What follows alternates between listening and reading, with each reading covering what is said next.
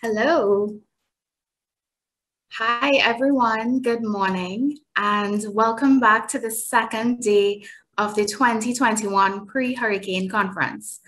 I'm Alini Timal. I'm the manager of Caribbean Disaster Risk Management.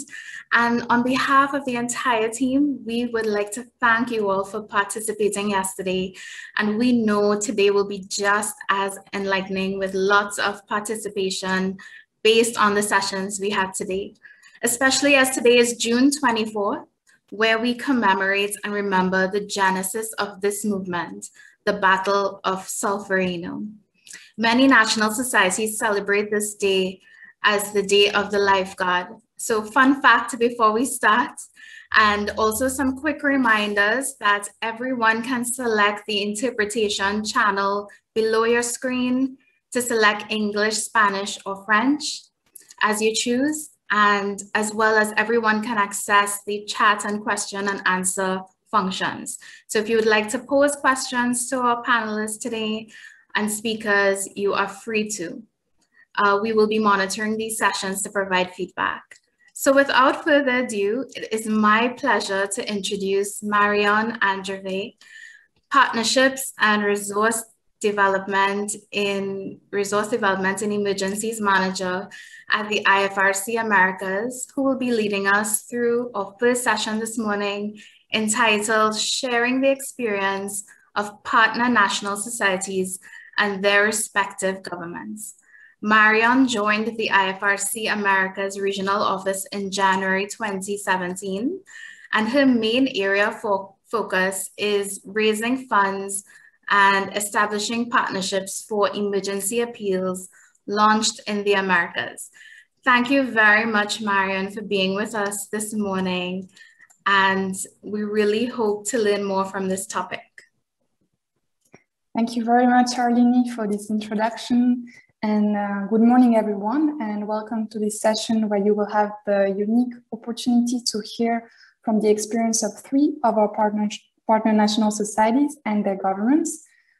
So as Arlene said, my name is Marion Andreve, and I will be your facilitator during this presentation today. So during this session, you will have the opportunity to hear from the experience of, so as I said, three Red Cross national societies and their governments regarding their experience during hurricane season, their main lessons learned, and also reflections from past years. So we will have three main dialogues going on. So the first one will be a short dialogue between the American Red Cross and the US government. Then we will hear from the French Red Cross and the French government. And finally, we will hear the views of the British Red Cross and the British government. So at the end of the session, we will have a space for questions and answers. We would appreciate if you could please use the chat box to write all your questions for our speakers, and we will address them at the end. So without further ado, I will leave the floor to the first country, the US. So first of all, it will be Drew Strobel, search delegate from the American Red Cross, and also John Kimbrough, who is the regional advisor for EHA USAID in Latin America and the Caribbean region. So Drew and John, over to you. Thanks very much, Marianne, and nice to be with you all today. I'm gonna start off our dialogue with John, talking about a lot of themes that are relevant not only to hurricane season and hurricane preparedness, but also about the larger discussion around localization and resource mobilization. So related to the grand bargain, right? We're coming up on 5 years of the grand bargain from the World Humanitarian Summit. And so this theme of localization, more resources for local partners. And we've got a great opportunity with John here, who's been a big partner with the Red Cross societies across Latin America and the Caribbean for the last 11 years. He's going to talk to us a little bit about his experience on how to mobilize resources from the US government, but also some of the lessons learned from the larger responses in the Caribbean and some recent examples from responses this year. So, John, over to you. Well, thank you, Drew, and good morning, everyone. It's great to see all of you. I Apologize the COVID-19 restrictions. Usually we travel around and see you all in person, but anyway, great to see you. For those of you who don't know, let me give a brief background on what BHA is, my office. BHA is the Bureau for Humanitarian Assistance. It's part of USAID. We are an office that is 1 year old as of this month. We merged two organizations, the Office of Food for Peace and what most of you all were familiar with, who I worked for the last 19 years, the Office of Foreign Disaster Assistance. So now the Office of Foreign Disaster Assistance is merged with Food for Peace, and all that means is that we now have, you know, a stronger portfolio in our response. We're not two separate organizations. We're just one combined with food. Now, when do we engage? When there is an international disaster, the U.S. ambassador looks at some criteria. He or she will look at criteria as to is the disaster of the scope and scale of magnitude that it requires, you know, international assistance. Is it beyond the capacity of the host country to manage? And is it has there been a request from the host country? So we don't just go in. There has to be a request from the host country for us to go in. And one of our main option in this response is something called initial relief assistance. The initial relief assistance is an immediate $100,000 US that goes to a local organization on the ground for immediate humanitarian, life-saving, and suffering alleviating activities. And who is that? You know, again, I should mention what our mandate within the US government is to save lives and alleviate suffering. And that may sound familiar to all of you. So that's why the national societies are a perfect match for us, a great partner. The national societies are our preference to receive that $100,000 US initial relief assistance. We tell the ambassadors that, we tell Washington that, we tell our Southcom colleagues that, we tell everybody. It's the national society that we want this money to go to. Now, how can we make this better for all of you? How can we make this easier for you to access that money? We want to talk a little bit about that. So, but again, you are the partner of choice. You're the first ones on the deck. You're the first ones, after the all clear is given, you're the first ones out. You're the first responders, and we want to continue to support your activities. So we're looking at the national societies as our prime initial relief assistance partner. Now, what do you have to do to get that $100,000? Well, first of all, there has to be a proposal. But basically, there's a 2-page proposal. We have a template. I believe Drew will be dropping some of these resource items into your resource file so you can access them. You will have a 2-page template. It actually came from the Jamaica Red Cross. It helped us work on this. You will see it's very simple. It just talks about who, what, when, and where. What has happened? When did it happen? And what is it that you're proposing to do? You will see that, and hopefully that will be of some help. The main thing too that we always get asked, that this award is cut by the Regional Office of Acquisitions and Assistance. That's a USAID Office of Regional Office of Acquisitions and Assistance. Para la oficina de adquisiciones. The first question they're going to ask. La primera pregunta. Un momento, estoy teniendo problemas técnicos. And I think most of you know what a DUNS and SAM number are. I think most of you have gone through that process. I believe everybody has a DUNS number.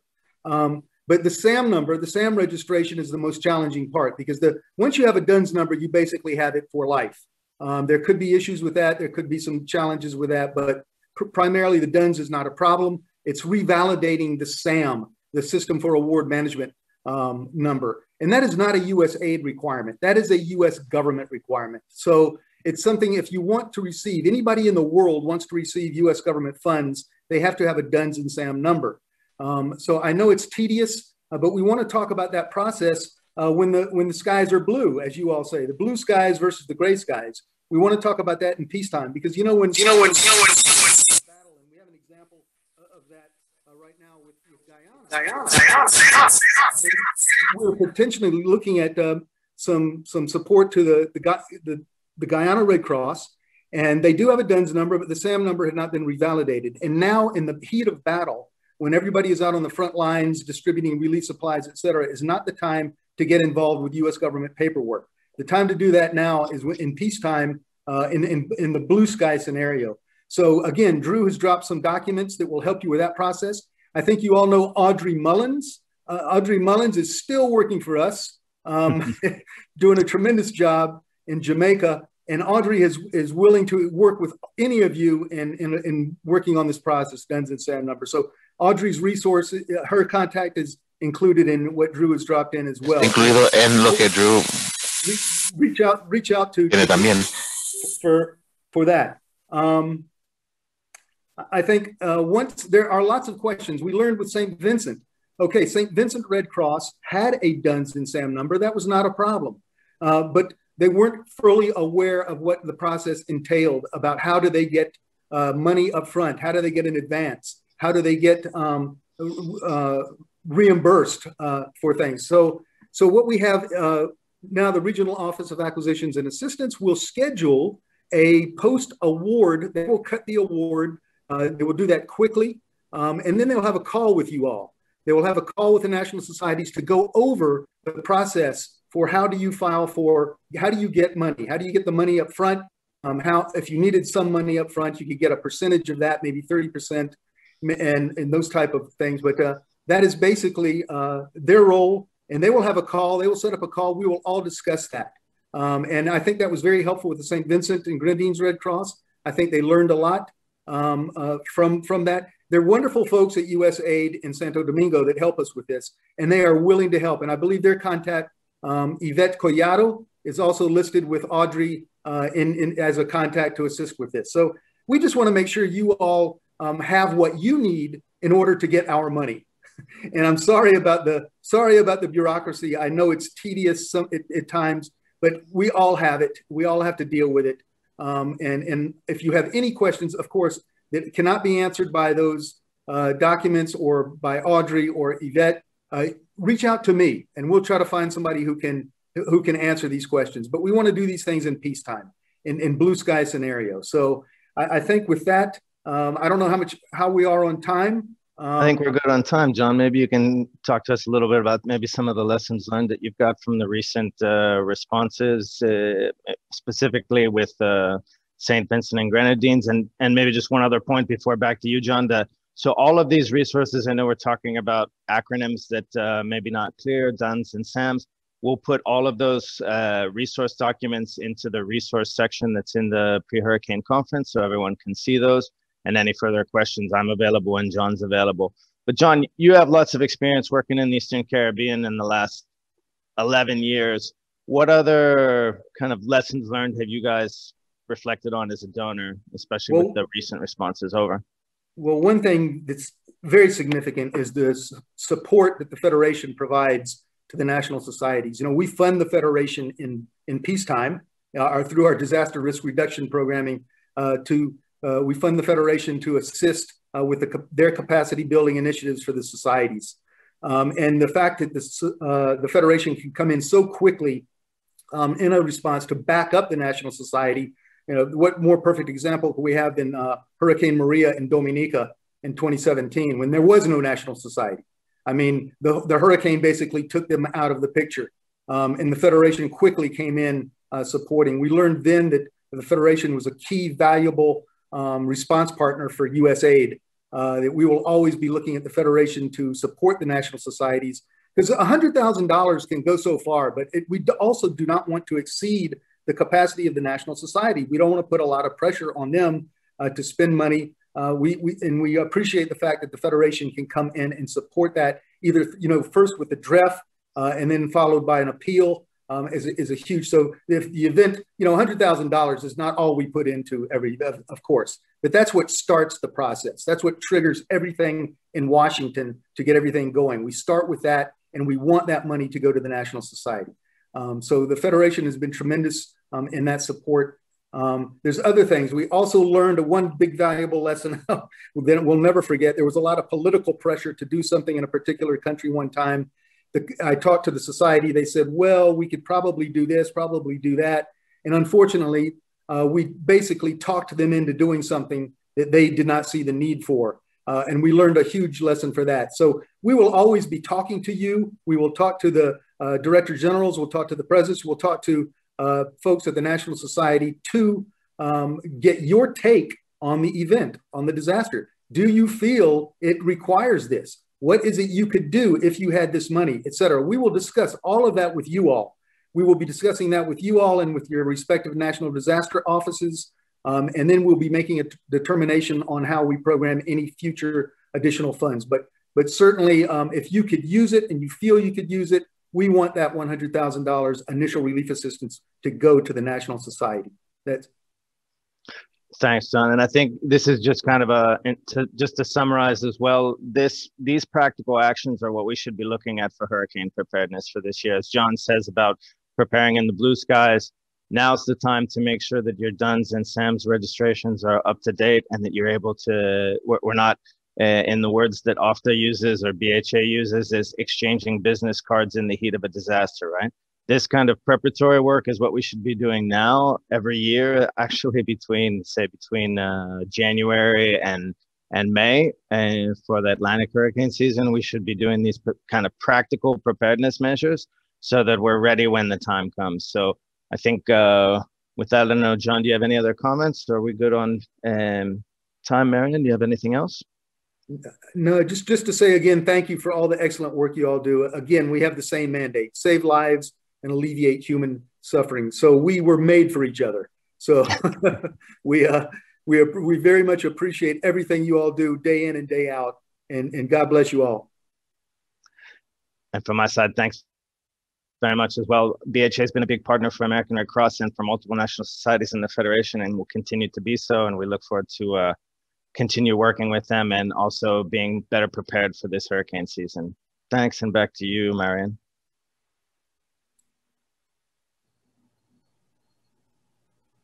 Yes, thank you so much, Drew and John, for this intervention. It was very interesting, and thanks, John, for reminding about all the different procedures for Red Cross to apply and all the support that you're providing to the Red Cross in general. It's much appreciated. We'll have some technical problems with the French translation, but I believe it's being fixed. So I will present the next guest in English, and then I will say it in French, so that at least it can be translated. But I hope that this will be fixed during the next intervention, because it will be for France. So the next special guest that we have as the ambassador of France, we have the French Red Cross and the French government. So it's Sandy Vera-Bardin, the head of the French Red Cross regional delegation for Pirac. He's at the regional intervention platform of the Americas and the Caribbean, and he's based in Guadeloupe. And then we have also the honor to have Alexis Lecourt-Grandmaison, the Deputy Director of the Crisis and Support Center for the Ministry of Europe. We'll now have the French Red Cross and the French government. The first person from French Red Cross is Sandy Vera-Bardin, the head of the French Red Cross regional delegation for Pirac. He's based in Guadeloupe. And then we have the honor to have the presence of Alexis Lecourt-Grandmaison, Deputy Director of the Crisis and Support Center, Crisis of the Ministry of Europe and Foreign Affairs. So Sandy and Alexis, over to you.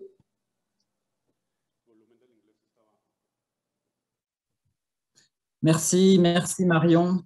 Je profite pour dire que cet incident montre l'importance de la langue française dans les Amériques et la Caraïbe, et on s'en réjouit, et j'en profite pour saluer notre partenaire, le docteur Guiteau, que je vois en ligne, président de la Croix-Rouge haïtienne, à ce titre. La Croix-Rouge française et le ministère français de l'Europe et des Affaires étrangères collaborent en matière d'action humanitaire internationale depuis longtemps dans la Caraïbe. En 2018, nous avons signé une convention de partenariat qui fait des plateformes d'intervention régionale de la Croix-Rouge française qui sont positionnées dans les 3 océans, Pacifique Sud, Océan Indien et la Pirac pour la Caraïbe, des partenaires majeurs du gouvernement français dans les océans pour les opérations humanitaires. Et depuis, nous avons mené de nombreuses opérations de réponse aux crises et aux catastrophes de manière conjointe, et notamment dans la Caraïbe. L'année dernière, pour rappel, nous avons mené 9 opérations ensemble, 5 en réponse à la Covid-19, 2 en réponse à l'épidémie de dengue et 2 en réponse aux ouragans Eta et Iota. Et cette année, nous avons déjà mené 2 opérations humanitaires ensemble, suite à l'éruption volcanique à Saint-Vincent, et puis en ce moment même, suite aux inondations au Guyana. Alors, le soutien du gouvernement français à la Croix-Rouge française est important et il peut prendre plusieurs formes dans la Caraïbe. Tout d'abord, celui d'un soutien financier aux opérations de la PIRAC, mais aussi parfois directement aux sociétés nationales. Ça a été le cas l'année dernière avec un soutien aux Croix-Rouges du Panama, du Honduras et du Mexique. Mais il peut prendre aussi la forme d'un soutien financier aux appels d'urgence de la Fédération internationale, comme ça a été le cas suite aux ouragans Eta et Iota. Le soutien du gouvernement français peut aussi prendre la forme d'un appui en stock d'urgence. Le gouvernement français a prépositionné en Guadeloupe, avec l'appui de la PIRAC, des stocks d'urgence pour qu'ils soient au standard de la Fédération internationale. Cela permet de les déployer avec les stocks de la PIRAC dans le cadre des opérations humanitaires du mouvement international de la Croix-Rouge. Et puis un autre soutien très important du gouvernement français qui fait la différence en urgence, c'est l'accès aux vecteurs de transport aérien et maritime de l'armée française pour les opérations de la PIRAC que nous menons dans la zone. L'année dernière, sur les 11 opérations que nous avons menées conjointement, et puis cette année également, toutes ont bénéficié d'un soutien en transport de l'armée française, aérien ou maritime, pour déplacer des stocks ou des équipes. Et ça, c'est un soutien très important puisque cela nous permet d'arriver très tôt dans les pays impactés, y compris dans ceux qui sont éloignés des Antilles françaises, comme le Honduras ou le Guatemala. Je m'arrête là pour l'introduction et je vais me permettre de poser la première question à Alexis Lecourt-Grandmaison. Monsieur Lecourt-Grandmaison, l'essentiel des opérations humanitaires que vous menez dans la Caraïbe sont conduites en collaboration avec la Croix-Rouge française et en soutien des opérations de réponse du mouvement international de la Croix-Rouge. Quel est pour vous l'intérêt que vous voyez à cela? Chère Sandy, merci de cette question. Ce partenariat avec la Croix-Rouge française est pour nous extrêmement précieux. Cela a été se déploie sur les 3 océans et nous souhaitons à l'avenir de plus en plus le renforcer et l'approfondir.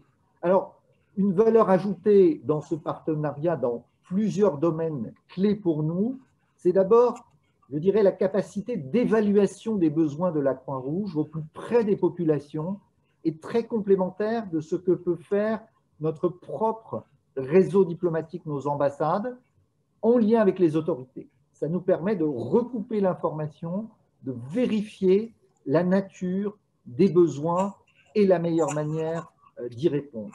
Ensuite, ça a également été évoqué à travers les stocks, c'est la capacité de réponse, le professionnalisme des équipes de leur Croix-Rouge, leur connaissance logistique qui nous est extrêmement précieuse. Et puis enfin, j'ajouterais également la capacité de distribution. Je dirais un peu cette stratégie du dernier kilomètre pour apporter l'aide, encore une fois, au plus près des populations.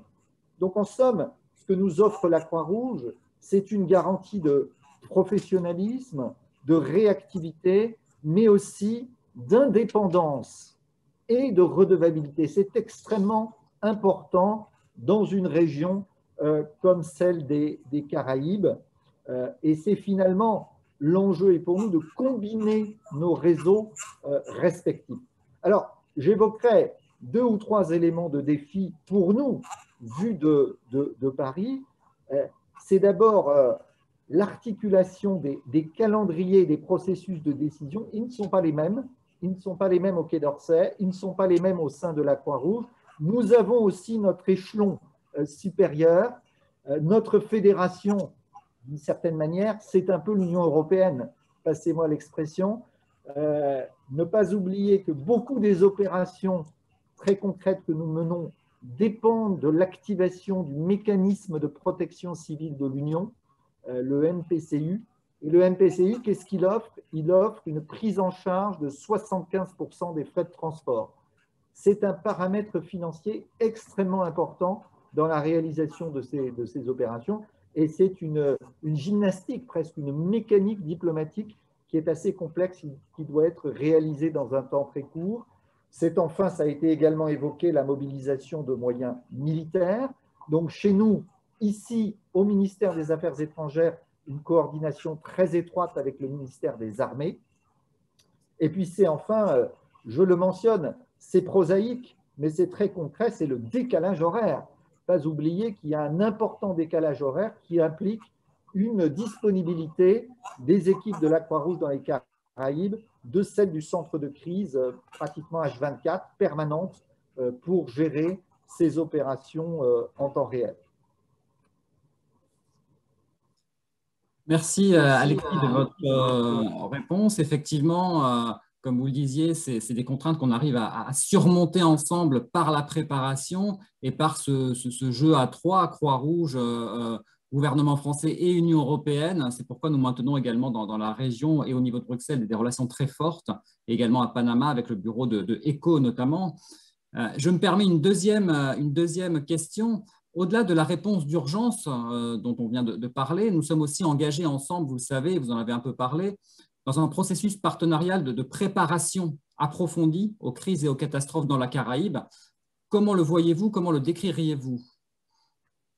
C'est un processus qui est effectivement extrêmement important. Nous devons être mutuellement dans l'anticipation. Alors, comment est-ce que ça se décline concrètement? D'abord, la préparation effectivement aux saisons cycloniques, c'est un peu le sens d'ailleurs de notre échange aujourd'hui.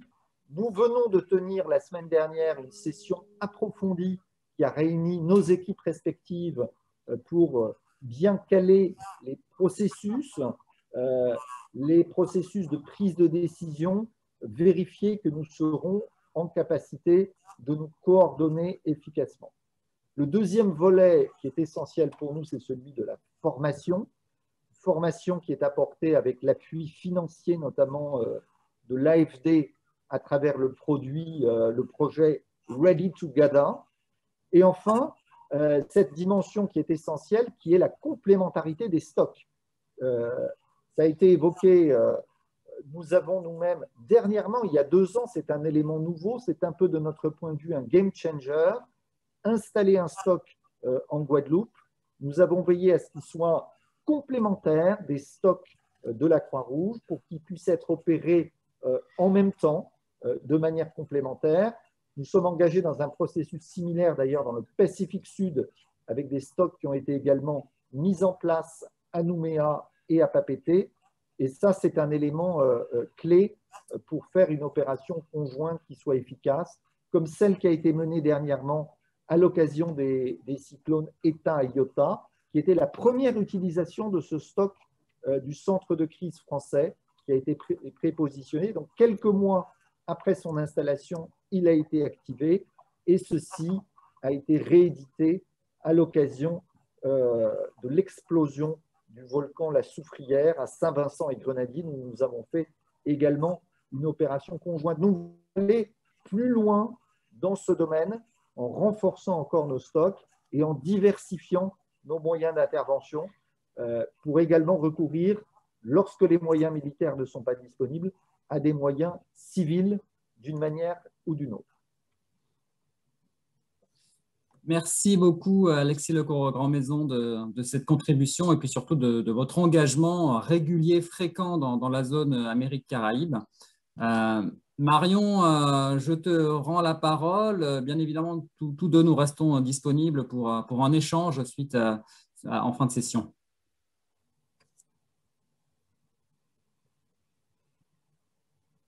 Merci beaucoup Sandy et Alexis. Je vais repasser à l'anglais, mais merci beaucoup pour votre intervention. Thank you so much, Sandy and Alexis. I hope that the participants of the calls found this dialogue as interesting as I did, and it's really good to see all the joint work between the French Red Cross and the French government to support all the different operations in the Caribbean.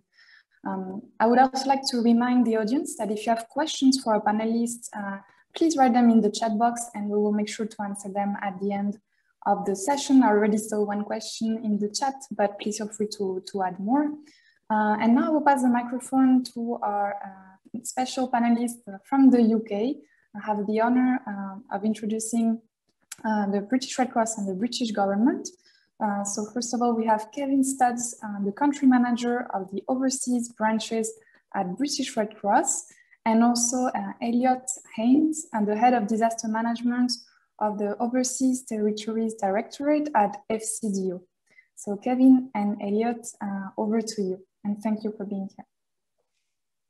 Thank you very much, Marion. Good morning, good afternoon, everyone, depending on where you are. It's a real pleasure to be with you, and it's a real pleasure to be sharing a platform with Elliot from the Foreign Commonwealth and Development Office. One of the distinctive features of the Red Cross, as we all know, is the auxiliary role of national societies. And the partnership that the British Red Cross has with the UK government is very important to us. So I'm going to kick off this session about a short intervention of ours by asking Elliot, if you could just tell us, Elliot, what are the usual preparations that the British government makes for hurricane season? Thank you, Kevin, and it's a real pleasure to be here talking to you all today. I think what I would say is we are essentially ready this year for hurricane season. Obviously, COVID is in the background for all of us this year, but essentially where we are in terms of preparing, we have 2 Royal Navy ships that will be in the Caribbean throughout hurricane season. They will operate independently, but come together in a place of crisis. On board those ships, we have engineers ready who could help restore power, fix a runway, whatever that may be. And they also carry the ship's humanitarian supplies on board and a helicopter. So they are what we refer to as our blue light service, our sort of first line of response. Also, we have in the UK quite large assets on standby ready to respond in case of a major disaster. That's both military assets, humanitarian assets, and we also now, one of the real lessons we've learned since 2017 is to have lots of commercial companies on standby as well, who could come in and help us with some of those, you know, sort of slightly longer term issues, such as restoring power and sanitation, fixing roofs, whatever that may be. So all of that is ready this year. We also speak closely with our overseas territories, the governments there. And again, they are essentially ready this year. They've done a fantastic job in terms of managing COVID outbreaks in their territories and also still keeping an eye on hurricane season. And, you know, essentially we are in a good place. So that is where we are ready this year. Great, thank you. And I mean, you mentioned something about the lessons learned from 2017. Is there anything else that you would highlight? Because I mean, things I guess have moved on in the last 3 years. Yeah, no, it's really good. So it's a really good question. And I think really the 3 changes we've made since 2017, and in no particular order here, I think there is the one that I just mentioned, which is to make sure that we are already thinking about that medium-term recovery. What I describe as how do you get from D+1 of a disaster to D+30? You know, how do we start to restore the power? How do we look at sanitation, whatever they may be? How do we sort of clear a port if there are lots of ships that have sunk? Because obviously, whilst we have our military in the region, they may not be the right people to address those issues in that medium-term window. So that's one of our lessons learned. And we have contracts in place with lots of companies across the region, and we would be activating those contracts ideally before the hurricane hits in a major disaster scenario. I think one of the other lessons is what my role is, and that is essentially to chair regular meetings throughout hurricane season to try and predict where we think the biggest disasters are going to occur. So looking back at last year, I think we will all know that last year was a very volatile hurricane season. And I would say the UK government chaired between 40 or 50 meetings to discuss, you know, where we think the impacts were likely to be, whether it was an overseas territory, whether it was the independent Caribbean, whether it was Central America, and try to think through about were there any actions we needed to do beforehand to help us in the aftermath. So I think having this cross-Whitehall community that I bring together that has perhaps up to 200 people from across the UK government and system available to respond is one of the steps. And I think the other one, and one that I think may be relevant for colleagues here, is we are very clear now that in order to make decisions before a hurricane, we have to be taking those decisions at about 3 days before the hurricane would make landfall. If we want to reposition ships, mobilize people from the UK, get these contractors in place, whatever that may be, we would have to be the UK government taking those decisions at about D-3 days beforehand, which I think people in the region will sort of appreciate is quite early from a local perspective. But I think, you know, we've realized now that if we do want to do something meaningful beforehand, that's our decision point. And I think being focused on that helps us really understand the context and make sure that we are working with all the partners like yourself as smoothly as possible.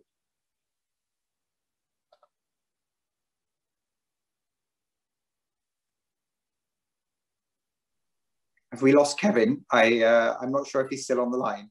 Yes, I think we lost Kevin. I'm not so sure. Kevin, can you hear us? I think perhaps the one other point I would just say here is on what the UK's responsibility is. And I'm sure my French colleagues would say similar in that, you know, we want to support the whole region in crisis response. We are, you know, we do lots of work out of hurricane season to build the regional ability to respond. So, for example, we have supported 2 new regiments being created in Cayman and the Turks and Caicos Islands, who are able to deploy elsewhere in the region. So we're very focused on building the regional capability. The UK will always look at our 6 overseas territories first, and that requires some quite difficult judgment calls on our part, because we need to make sure that we are not forgetting about them if we choose to go and help elsewhere, like we did with Central America last year.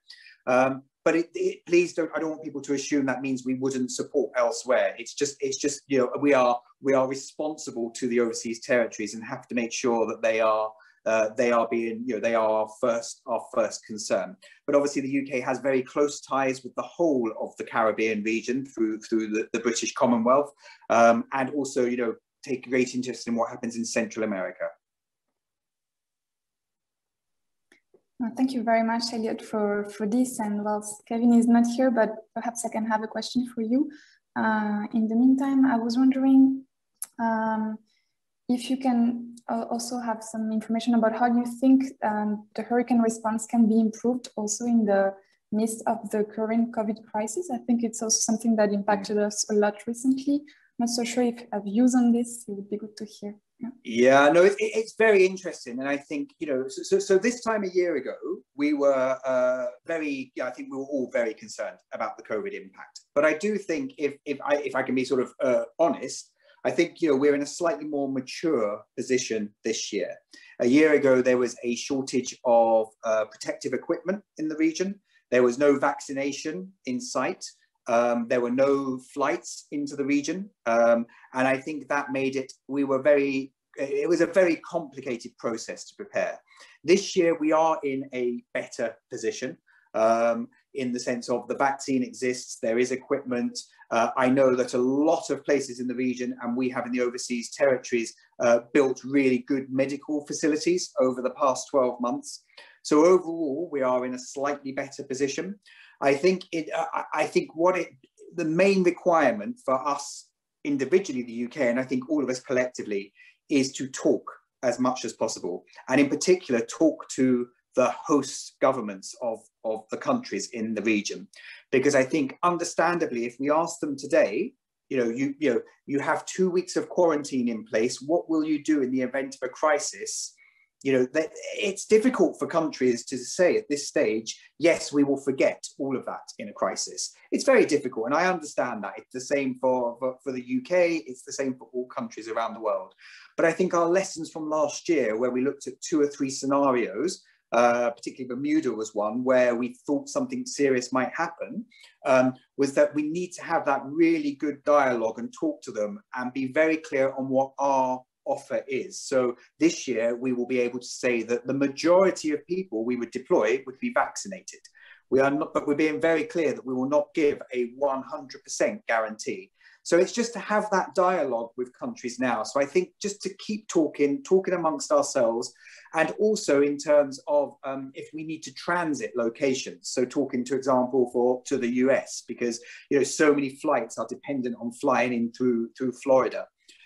So that really is our main sort of approach this year. It is not perfect.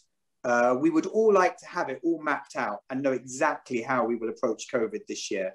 But no one can tell you on the day the hurricane hits in what location, what the COVID situation will be. Yeah, no, that's true. Thanks a lot, Elliot. And I see that we have Kevin back. So Kevin, I will leave the floor to you again. Thanks. Okay, thank you very much. I mean, I think we're probably out of time, really. So I guess I should hand back to you, Marion, but I didn't hear, I'm sorry, I missed several minutes of that, but I'm sure Elliot was able to speak very well as to what we wanted to cover. So I'll hand back to Marion. Thank you. Perfect, and thank you so much for the interventions. We have 10 minutes left and a few questions on the chat box. So I will try to go directly to this so we don't lose time. First of all, we have a question for John Kimbrough. Are there any discussions on BHA on crisis modifiers for the use of funds in crises such as COVID-19? It's a question from Gavin. Yeah. Yes. What country? Where's that question from? Because it will depend in the region. What we've done in the Caribbean, I can tell you what we've done. We've talked to our contracting officer in Washington and agreement officer representative about our disaster risk reduction awards. And those disaster risk reduction awards always contain some component of something that could be used in response, either a logistical component, a logistical training component, a transport component, or something like that that could be repurposed initially in a response. Even though it's a DRR award, we did this to some degree in St. Vincent. At least it was available in St. Vincent.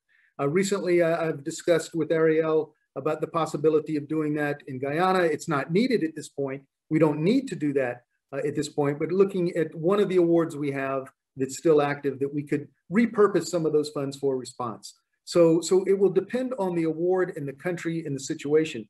And when it comes to COVID-19, we have, the situation is different throughout Latin America for us. We have a global health within USAID generally takes the lead in the COVID-19 response, not us, not BHA. But we have received some BHA funding for certain parts of Latin America, but unfortunately not for the Caribbean.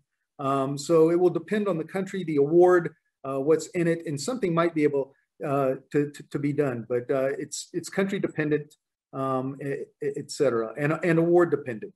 But there's always talk about crisis modifiers, but sometimes it's not so easy when we have a big bureaucracy. But we try to work around that by building these things into basically the DRR award, disaster risk reduction awards. I probably doesn't answer the question, but that's the best I can do right now. Thanks a lot, John, for this answer. I have a second question from Mitch Hosford. Are there contingency plans in place in the Caribbean region? So I'm not so sure for who is the question, but I believe it was for the British Red Cross and British government. So I'm not so sure if you would like to perhaps share your views on this. I think, and apologies if I interpret the question wrongly, I think that's, are there sort of plans where we would work together in the region on a crisis response? So we've looked at this several times with our French and US and Dutch partners as well, trying to work out the best way to do this. And the model we use is to work via CEDIMA in terms of and also look at the military cooperation to make sure that they can mobilize and that we are using our assets in the right place and we're supporting each other. So we aren't, for example, trying to buy humanitarian aid from the same supplier, and we aren't if someone is arranging a relief flight, we will do that as a coordinated body. So we have looked at this, and that's our what works best in practice, to use CEDIMA's offices to where we would put some coordinating persons in and coordinate the crisis through that response. I hope that answers the question, but others may have other sort of ways of interpreting it. Yeah, perfect. Maybe Sandy and Alexis, perhaps you would also like to share your views on this. I think it's interesting. So I can repeat the question perhaps, is that are there contingency plans in place in the Caribbean region? So a bit like Elliot said, more, so how would you work together in preparation? Yeah.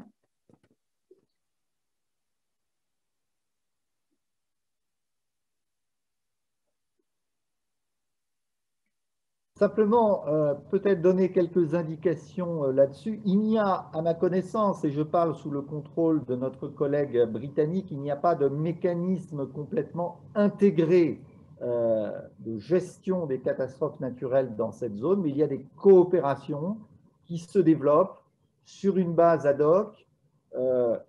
Avec le FCO britannique, nous échangeons régulièrement sur cette zone, comme nous le faisons sur d'autres zones, pour essayer de pouvoir plus efficacement joindre nos efforts en situation de crise, avec un souci d'anticipation et de préparation à la crise.